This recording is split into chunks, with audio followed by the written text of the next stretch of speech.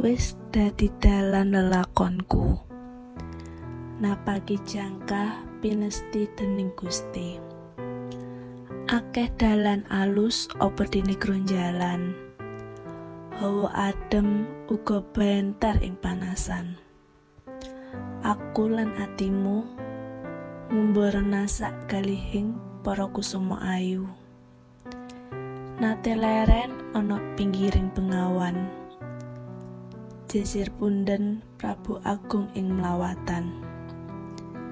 Jangkah mangetan ing kutha pahlawan, pinanggih wanudya nalika ndudah kapisan.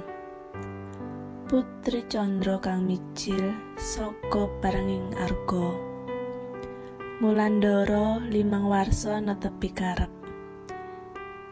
Ngendikane aku minangka putra pambarep, tak jabel balik dalan pinanggih kusuma ati.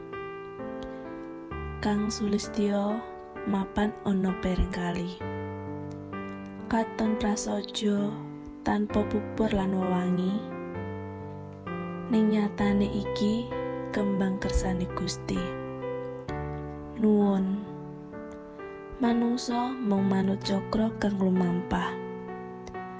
Aku lan atimu napak tilas lelakonku, nuju jangkah sadawane umurku.